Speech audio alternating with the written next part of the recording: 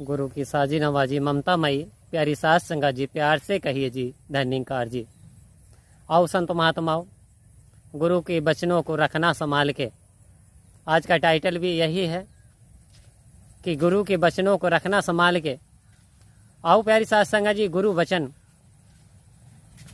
जब हमें ज्ञान की प्राप्ति नहीं हुई थी तो उससे पहले हमें नहीं पता था कि 5 प्रण क्या होते हैं।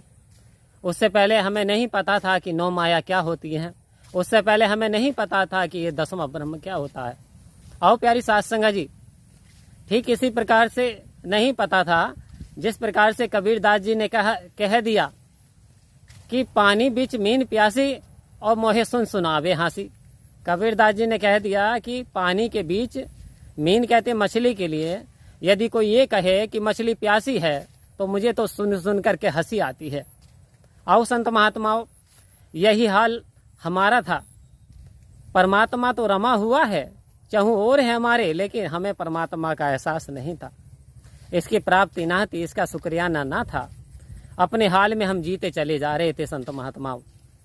तो बात आ रही है कि जब हमें यानी गुरु ज्ञान देने से पहले कि 5 प्रण को संभाल के रखना, 5 प्रण का पालन करना है। तो अब संभाल के क्या करते हैं संत महात्माओं के बता दिया जाता है कि आपको क्या करना है। गुरु ज्ञान के उपरांत गुरु ज्ञान आपको प्रकट करा दिया, गुरु ज्ञान आपको दे दिया गया, और उसके उपरांत कहा जाता है कि भाई आपको 5 प्रण मानने हैं। 9 मायाओं को आपकी जानकारी हो गई। अब 5 प्रण मानते हुए पहले प्रण में तो संत महात्माओं कह दिया कि तन मन धन निरंकार का है। अब हमें ये निरंकार का ही समझना। तो आओ आज चर्चा करें, क्या हम इसे निरंकार का समझते हैं? क्या कहीं हम किसी का परहित करते हैं?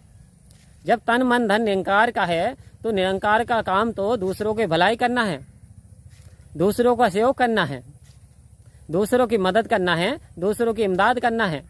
क्या हम ऐसा करते हैं? क्या हम अपनी कहीं बाड़ी से किसी को ठेस तो नहीं पहुंचाते? क्या हम अपने कार्य से कहीं दूसरे के मन को तो ना दुखाते? आओ हमें आज ऐसा विचार करना होगा कि हम किस तरीके का गुरु वचनों का, किस तरीके का हम पालन कर रहे हैं।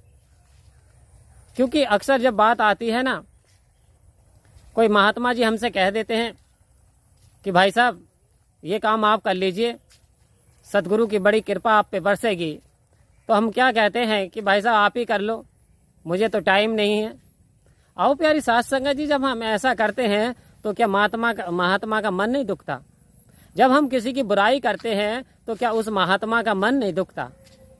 आओ प्यारी सास संगत जी, गुरु के वचनों का पालन हमें करना है। यदि हमने गुरु के वचनों का पालन कर लिया तो प्यारी सास संगत जी, आप जानते हैं जब मीरा को प्रेम हो गया परमात्मा से, जब प्रेम हो गया तो राणा जी ने उसे जहर का प्याला दिया गया, लेकिन जहर भी क्या हो गया, वो अमृत बन गया उसके लिए। जहर भी अमृत बन गया। यानी विपरीत परिस्थितियां भी अनुकूलता की ओर होती चली जाती हैं, लेकिन होती कब हैं? जब हम सदगुरु के बताए हुए वचनों का पालन करेंगे। आओ प्यारी सास संगत जी, हमारे जीवन में निखार आते चले जाएंगे। हमारी हर समस्याएं यूं दूर हो जाएंगी जैसे कोहरा भाग जाता है। याद रखिए, यानी ये जो इटर्नल पावर है, ये सुप्रीम पावर हमें दे दी है। अब हमें इसका एहसास करते हुए हमें ऐसी बाणी बोलनी है कि ऐसी बाणी बोलिए, मन का आपा खोए, औरन को शीतल करे, आपू शीतल होए। आओ संत महात्माओं, हमेशा ऐसे वचनों का प्रयोग करना है, कभी हमारी वाणी से किसी का दिल ना दुखे। आओ प्यारी सास संगत जी, सतगुरु के वचनों का पालन करना है। और आप एक बार पालन करके देखिए, आपके जीवन में यानी जितने भी सारी तकलीफ, मुसीबतें, सारी परेशानी दूर ना हो जाए तो कहना, दिस इज माई प्रॉमिस। संत महात्माओं, ऐसा करने से हमारे जीवन में बदलाव आते हैं और सदगुरु हमसे प्रसन्न होता है। और जब सदगुरु जिस दिन हमसे प्रसन्न हो जाता है तो हमारी बारी न्यारी हो जाती है। संत महात्माओं, याद रखिए, हमें जीवन में सदगुरु के वचनों का पालन करना है और हमेशा से हमेशा जीवन में आगे बढ़ते चले जाना है।